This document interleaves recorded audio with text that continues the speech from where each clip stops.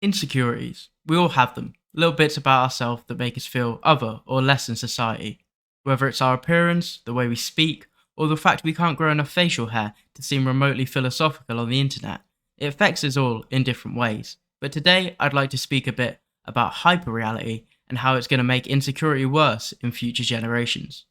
Alright, guys, now the intro's out of the way, we can sort of settle into things a little bit. I feel like a substitute teacher right now, trying to convince you that I'm like fun and cool. Yeah, this episode is going to be lit, so stay tuned. I'm trendy. I'm down with the kids. Not like that, but I'm hip. If you're watching this, you can probably tell two things. One, that I've put zero effort into my appearance today.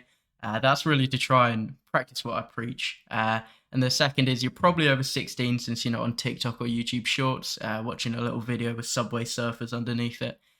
So well done for that. But also, that probably means you're past sort of the height of your insecurity. I feel like it hits in the teens, just after you've gained consciousness around, I don't know, when do people gain consciousness? Around the age of 10, maybe, when you're in like a frozen food aisle and then you realize like you're human, you look down your hands and you're just like, what the fuck's going on? At least that's what happened to me. Maybe I was a late bloomer to consciousness. It would explain a lot. Uh, but it probably means you're in a privileged position where you can say that a lot of the things that you used to worry about yourself that seemed at the time like life impeding things now really don't garner any significance. You might have worried about the way that your skin looked or other such things, and now it just seems like life's meaningless, which is a better place to be than sort of crippling anxiety over your appearance. But you probably overcame these things, or at least I did personally. Um, via actual human interaction, which is becoming more and more of a luxury in youth today. And that's what I'd really like to dig into this video. Most insecurities are exterminated via real world experience. You're worried about the fact that you've got, I don't know, a third leg. All right. Not in a sexual way. It's a terrible analogy, but if you did have a third leg physically, not in that way. You would build it up internally as this huge, absolutely soul-destroying thing. No one could ever love you, no one could ever be friends with you. So your internal value of how bad this is all the way up here, and then through life experience, you would realize that people actually do want to be friends with you. Some people might even be into the third leg thing. It's probably a kink somewhere. And then it turns out the external value of how much impact this is going to have on your life is all the way down here. Now, if you were to think back, I mean, I don't know how old you guys are. I'm going to try and guess to freak someone out. You're 23, almost 24. Happy birthday, by the way. Uh, you've probably worked through, sort of so many of these. So let's say 5 years ago, think about the certain things that you were worrying about in terms of your personality or your appearance. Those probably just don't exist anymore in your day to day sort of what you're worrying about. When you look in the mirror, you probably feel shame over something completely new, and that's okay. You're working through it. I'm sure in 5 years' time you're gonna be fine. Hey, I believe in you. Apart from you, yeah, I'm looking at you. I don't believe in you. You're a bad un, as we say in the north. Now, if it isn't automatically clear from just hearing me for a couple minutes, I'm not very intelligent, not the most academically gifted person on the earth. So, for this purpose, we'll understand hyperreality as the inability to distinguish between the real world and symbols of it. Now, this was invented by this very smart man whose surname I do not even want to attempt to pronounce. So I'll try and learn how to put it up on the screen. Yeah, I've got the editing skills of like a 7-year-old who's been living in a cave for most of his life. Um, but why is this important? And why are we even speaking about this? Why am I here?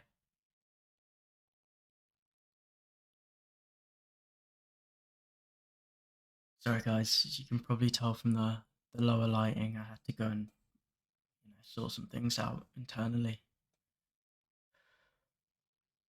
TikTok and YouTube Shorts, baby. Let's get into it. That is what I'm here to speak about, and I'll try and ramble less than I normally do, so we can actually, all go home on time. But we see more and more that this is becoming the prevalent way for young people to ingest entertainment media blah blah blah. Um, and what is this actually doing to their brains, and why is hyperreality a big part of it?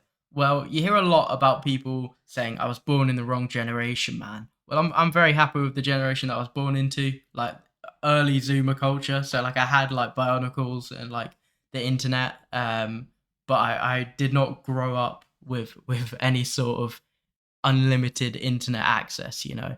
And I think I would be absolutely destroyed if I was born like 5 years later or 10 years later. Because, I mean, think about it. Think about how confused you were when you were a wee lad, a wee lass, you know, thinking about how you fit into the world, dating, trying to get a date, dressing for the date, going to the date, realizing it's not a date, getting in the van, getting held at gunpoint, getting robbed what little money you have, you know, all of those things. It's a very stressful time. But imagine with all of that, before you'd even gone through any of those things, and you're this insecure, blubbering mess, worried about, you know, if you're even human, if you just had an endless amount of content in your face telling you XYZ, this is what people want from you. And all of the different things are saying, you know, you need to be this, but then you also need to be that. And then it just becomes a Venn diagram of several million people's idea of what a man should be, what a woman should be, what a human should be. And then there's this tiny little space in the middle where you think you belong. So you would just, I don't know, me at least, I think I would be checked out. I'd be indoctrinated into some form of cult, you know. If you're looking at it from like a man's perspective, you know, a lot of the people who watch like you know, like Andrew Tate, like manosphere people who have never really been in a relationship, and it's easy for me to sort of, you know, look at them and be like, oh, that's stupid, because that's not how relationships work, or yada yada. But if I was in their situation, I think I'd probably find it very attractive.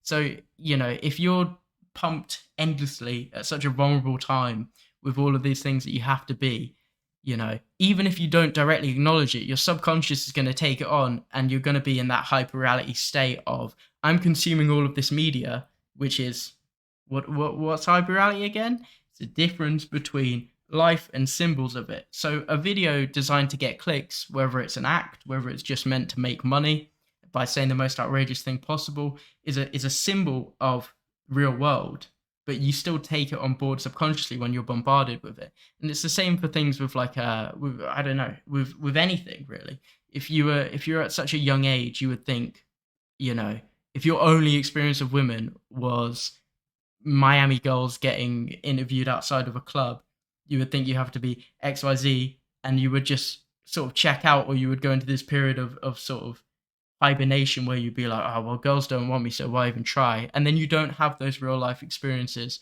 where you overcome your insecurities and figure out, you know, the real world isn't TikTok. And likewise for females, if you were to look at the standards of some of the stuff that's being put out, woman has to be this, the woman has to be that, woman has to be XYZ, you know. How are you gonna feel like you're even worth going out there and exploring these things? So that's really the point I'm trying to make, is consenting or not, sort of when you're looking at things, they get taken on board, and it's hard to distinguish between the symbols and what actual life is. And at a young age, influential, you know, people, when you're 12, when you're 13, when you're 14, when you got spots, when you know, you just start having crushes and stuff. It's a weird time to be alive, and it's an even weirder time, I would imagine, to be alive and then to look for answers, and then you just get met with this, you know, Kafka-esque number of things you're meant to be. So I think it's going to be. This is just a prediction. I don't like to be all doom and gloom. I hope I'm sort of somewhat optimistic a person.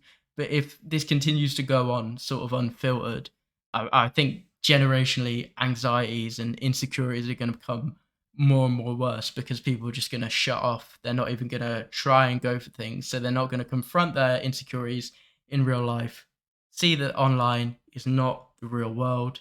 And that's the point I've been trying to make the entire video. I feel like we went down a number of loopholes, but listen, the whole thing boils down to people are making content just for advertiser money, about things that people are already insecure about, and then the head just gets filled up with this gunk, man.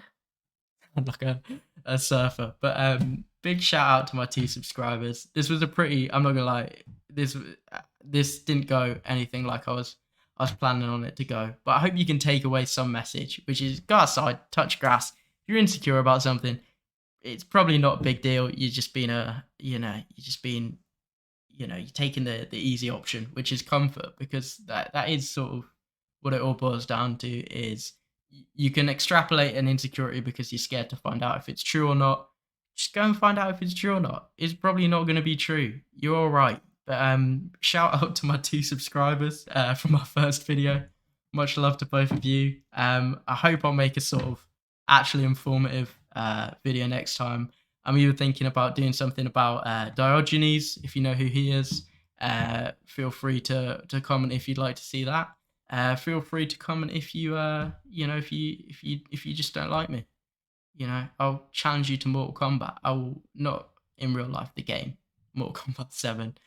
You come around to my house and we can have a little game. But subscribe if you liked it. I'll be coming up with sort of more of these just weird perspective pieces. But I hope you have a good day or night. I hope you find love. That's the main takeaway from this video. I hope you find love.